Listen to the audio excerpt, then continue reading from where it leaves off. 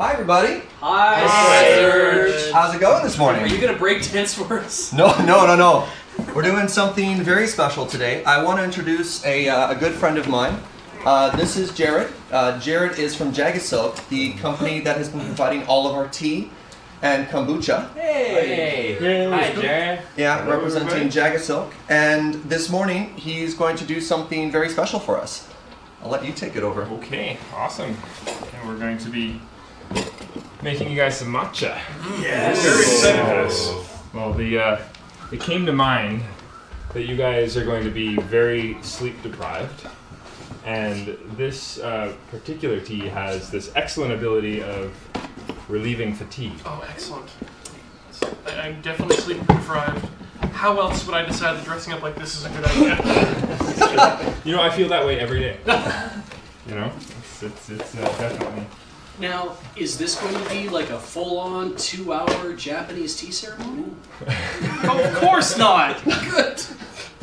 Wow. I mean, we've got the time. Yeah. I feel like those aren't normally done on a piece of folded up cardboard, but No, you know, they generally aren't. we'll do what that we would can. probably be inappropriate. Okay.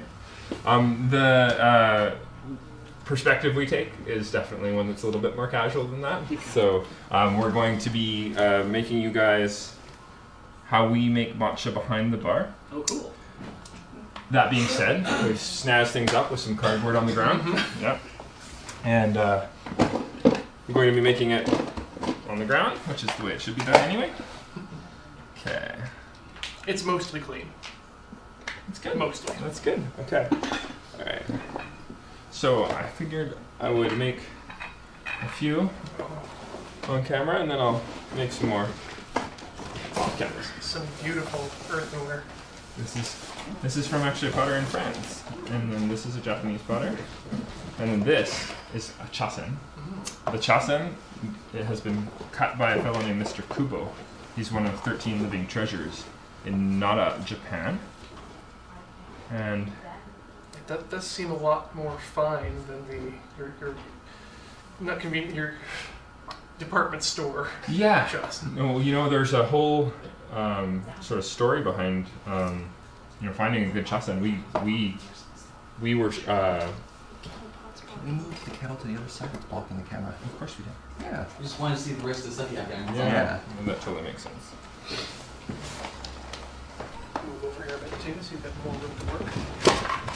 Are you okay to rotate everything 90 degrees? Mm-hmm. Yeah, we'll work on it. Well, we're kind of cheated. Maybe we'll go like 45 degrees and then you keep this to your side. That makes more sense. And then you're facing both the people you're serving it to and the camera. That makes way too much sense. Okay. All right. I'm gonna do my sieve. Yeah, we kind of learned the hard way that you want to find chasen that don't have that little oxygen absorber package in the cylinder. Interesting. Because they need to be boiled and left to season for a year before you cut into them. Okay. And it's a full 6-hour process to hand cut one of these guys. And I'm going to be making you what we call matcha okamidori. So the okamidori is a cultivar of the tea plant. Actually, let me back up for a moment. So matcha, what you guys are about to have, is a traditional Japanese green tea. What makes it special is that you're essentially eating the tea. So when you drink matcha, you're consuming green tea leaves whole. This means that all the good stuff that you read about that you read about green tea, is enhanced and sort of concentrated when you're having it with matcha. The major sort of benefits that we often talk about a lot when we're describing matcha to people is the fatigue relief. How it works is that anything that has a whole whack of chlorophyll in it is going to disperse a buildup of a toxin called guanidine that makes you feel fatigued. If this disperses, you kind of come at energy from a different perspective. Instead of stimulating the nervous system with loads of caffeine, You're relieving pressure rather than adding a stimulant. yeah. This is essentially how it works.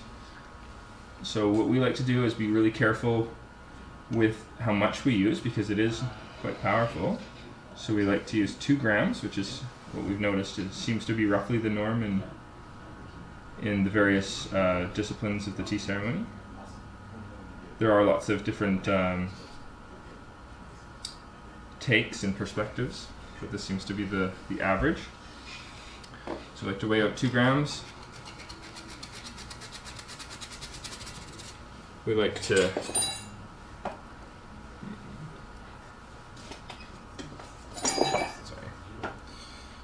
weigh out 90 grams of water on top of those 2 grams of tea. Make sure it's between 60 and 70 degrees.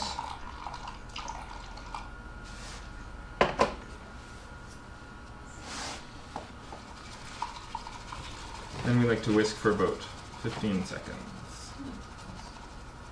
We find being really specific makes for really accurate flavor. But reproducible? Yeah, that is really important for what we do, working with a lot of people in the cafe industry. But even at home, I think it's really interesting to be super accurate so you can see what you like and what you don't like. If you're using too much tea and you want to weaken it a bit, you can either use less tea, obviously, but you can also dilute a little bit more, make it more like an Americano style. You may find that you like a little bit of fat with your matcha. It's more of a fusion, modern way of having it, but put in some milk if you like, some steamed milk, and have yourself a matcha latte as an option. Who is drinking this first? This seems to be probably. I don't know. There's whole like. I'll take the first taste. You are calling for He is, isn't he? With the get up. Yeah. So you want to drink right out of the bowl. Thank you. So a good idea is to hold it.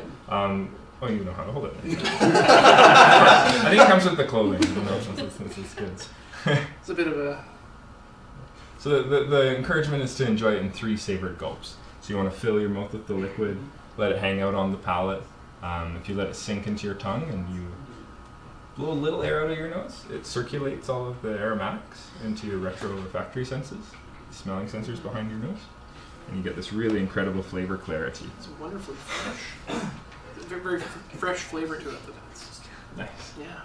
So this is a single cultivar. So how the industry normally works is you have farmers who are selling to a co-op, and the co-op will have a blender, a master tea blender, and that blender will create a blend, and they will give it a poetic name, and that's what they sell to tea shops, who then sell it to the end customer.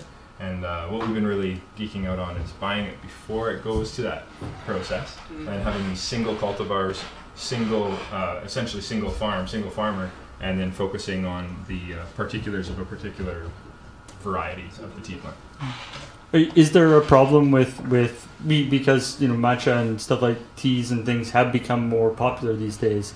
Is there a problem with basically like people selling like green pencil shavings, essentially, like really low quality stuff as matcha?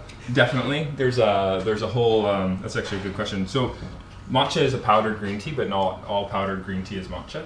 To qualify as a matcha, it needs to be shade grown, it needs to be deveined, it needs to be destemmed, it needs to be the flush, so the young leaves that are picked instead of the more developed leaves, and it also needs to be micro milled, obviously. So if you just take, say, something like gyokuro or sencha or even just some random green tea and you mill it into fine powder, well, a number of things are missing. Essentially, you're probably not shade growing it, although gyokuro is shade grown. You're definitely not deveining and destemming it. And it's deveining it and destemming it that gives it that really nice texture, right? It's very, very smooth. Right, so that's pretty key. Now, most decadent of teas, I must. I also did laugh a bit there, so Alex, if you'd like to take my place here. Oh! So is this specifically classified as gyokuro? So gyokuro, tea that is meant for gyokuro is grown slightly differently, although there are a lot of parallels. They put the shade growing structure up for shade growing the leaves a little bit earlier.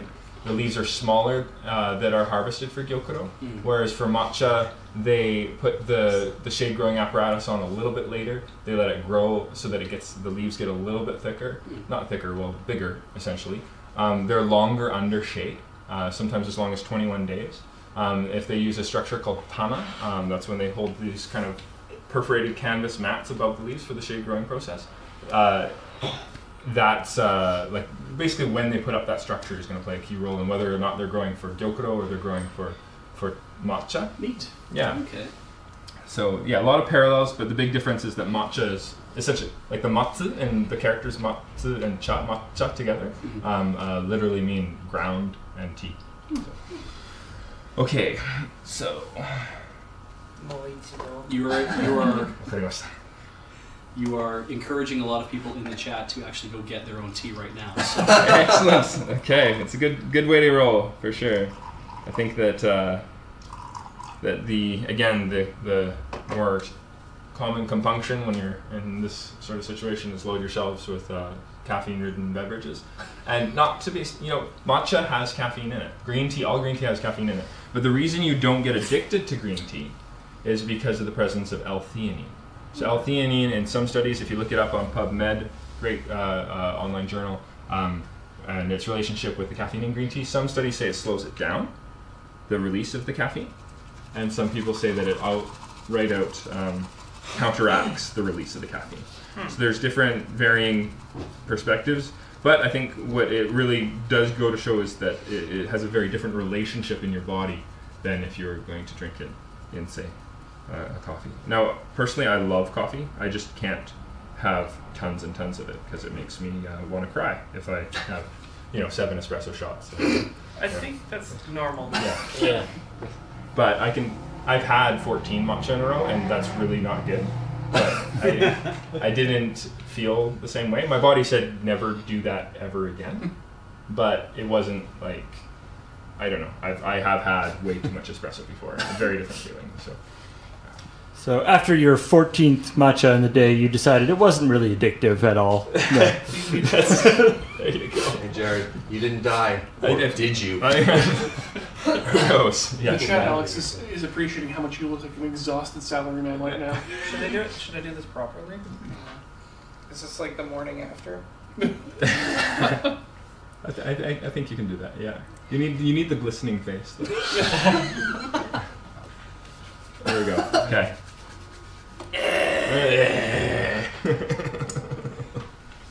Awesome. Okay. So again, 3 sacred gulps. That's the encouragement. Okay. How was it, Alex? I don't think I've actually ever had matcha. Yeah.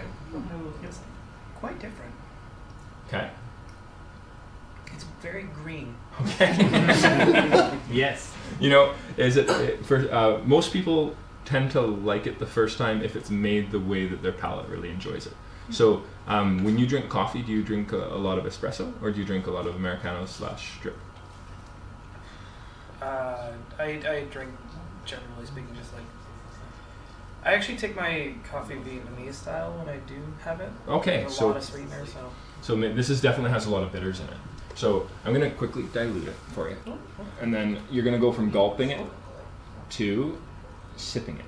And it's going to be just like having a nice cup of tea this way. So it's going to be more like if you ever have sencha, or if you ever have the gyokuro that we were discussing, it's going to taste a little bit more like that. I'm actually surprised how few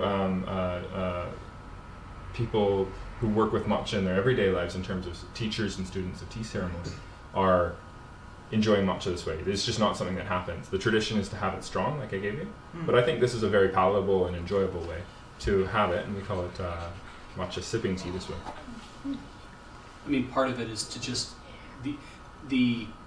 it's getting to enjoy it, right? Like that's what it ultimately comes down to. Is that if you're going to be enjoying food, you should be enjoying it, as opposed to trying to take it the way that they say, hey, this is how you have to have it, and you can't have it any other way. Well, one of the things that has been sort of lamented by a number of the teachers that we've spoken to is how matcha has been put on a pedestal in Japan. So you don't see young people really enjoying it, which is sad, right? But you see it in ice cream, you see it in gum, you see it in chocolate, you see it in all these different confectionaries. So it's enjoyed, and they go through it, but it just as a drink. It's way more common to find this in the Pacific Northwest, oddly enough, as sort of an everyday health tonic, right? And I think that there's a little bit of, they call it a waboom in Japan, where they're having a resurgence of sort of traditional Japanese culture being interesting and something that the youth are exploring. But it's definitely a process. It's definitely still something that's sort of become this. On the Southern Pacific, it's probably not that as attached to the tea ceremony itself, which is different from the drink. Definitely. Now the tea ceremony, beautiful. If you haven't participated in one, I highly recommend it. but I think that the tea can exist on its own in terms of being part of a more casual interpretation, having it this way, where you're focusing more on just enjoying the tea while still remaining obviously respectful of the tradition that it comes from, right? If that makes sense. I was going to offer this to Paul, who's working. Okay, and then I said there was 3 major health benefits that we really like to focus on. One of them is the chlorophyll that provides that fatigue relief. One is the L-theanine that provides that caffeine sort of either block or slow down. It also, the L-theanine, by the way, helps with mental clarity and memory retention. But tons of antioxidants in your green tea too. Now there's varying scientific perspectives on what antioxidants do, if anything, for your system. But one thing I think that there's a lot of agreement on is when they exist within plants without being a supplement, there's a lot of evidence that shows that it does good things for your system. And we know that it's a health tonic. So green tea in general, fantastic. There's a University of Colorado study that says that drinking matcha is like having 120 times the sort of strength of a regular green tea. Yeah. Now, in terms of the antioxidant absorption, to be specific. So I like to compare it to kale. If you steam kale and drink the water, that's pretty good for you. Let's just talk about it just from the nutritional perspective, not necessarily imagining the flavor. But when you eat kale, right, big difference from just drinking the steam water. And matcha is essentially eating the kale. Right? So, third person. Right here. Third. You're the person on the Okay. ship. Excellent. And then for everyone else watching, Jared has agreed to hang out for a little bit afterwards and then make matcha behind the scenes for us, which I'm super, super grateful for. As you empty the stage. Yeah. We'll go in shifts. Nice. Okay, cool. Yes. What do you think, Paul? Yeah, that's very cool. Like it is like a very sort of the green tea flavor, but much more so. It's neat.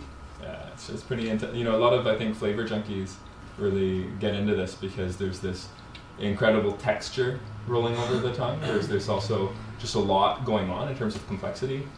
We found that depending on the cultivar, depending on the region that it was growing, you just get really into, I don't know, some sort of floral quality. There's a sweet vegetable quality. There's just a lot going on when you're drinking it. Yeah, I mean, you don't normally associate tea with a texture because it's just because the leaves are taken out, but it's really neat. I like that. I hope you enjoy. But thank you, everybody. Yeah, Thank you, Jared. And, what you guys are doing is awesome, and we hope you enjoy the kombucha. We thank and you the deeply tea for your all of your support. The kombucha has been spectacular so far. Awesome, cool. This was just exactly the pickup we needed. Excellent, cool. And All right. I believe that you're also doing a giveaway with us. We are, a little bit later in the day, I guess, or in the morning. There's going to be a giveaway of our owl, raven, and eagle. So the owl, raven, and eagle are just different quality designations that we give teas to make things a little bit simpler, but essentially they don't mean a whole lot. It's just kind of a ranking.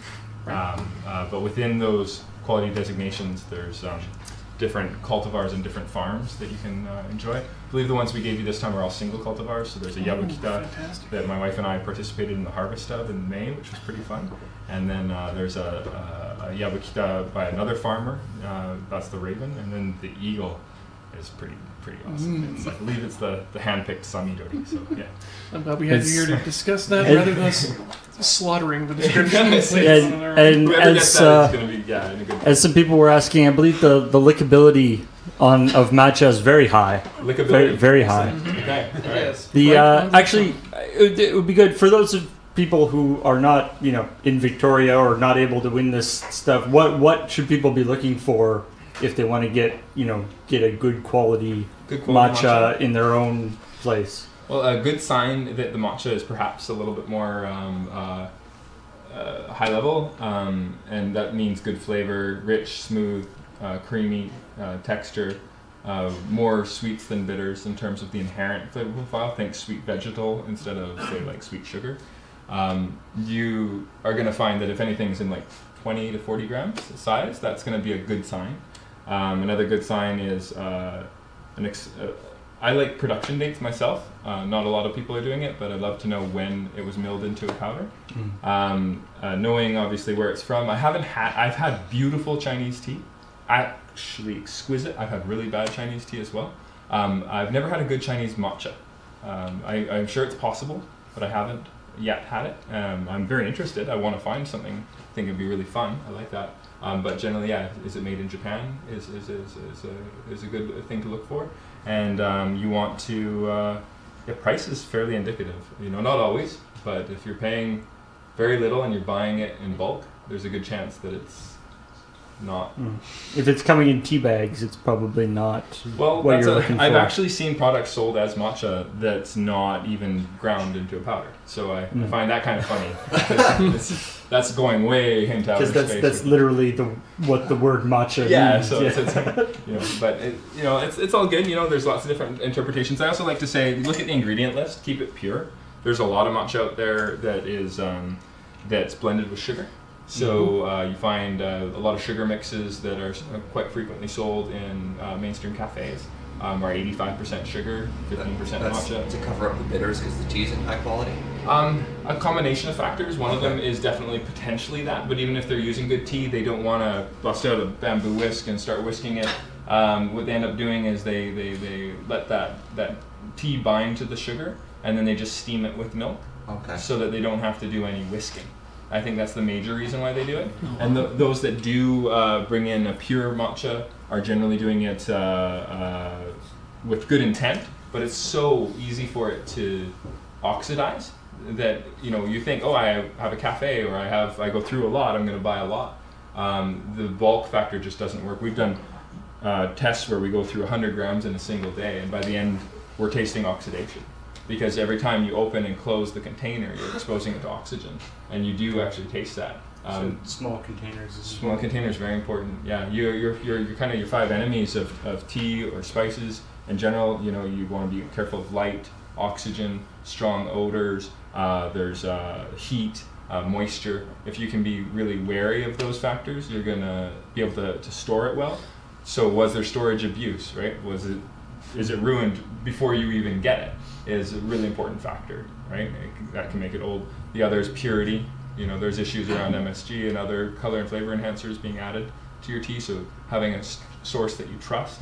And then the third way to make sure you have a good matcha is to focus on technique. We have our perspective on our YouTube channel, on Jagasilk's YouTube channel, but there's lots of different perspectives on how to make a good matcha, so it's worth researching and doing your own trial and error and figuring that out for sure. Nice. Okay. Awesome. Well, thank you, everybody, and I'll just be over and. Thank you so much, Jared. In the bone zone. Thank you. Yeah, thank you for that, and thank you for the continued supply of things to keep us going, and the giveaway, which will be happening later on.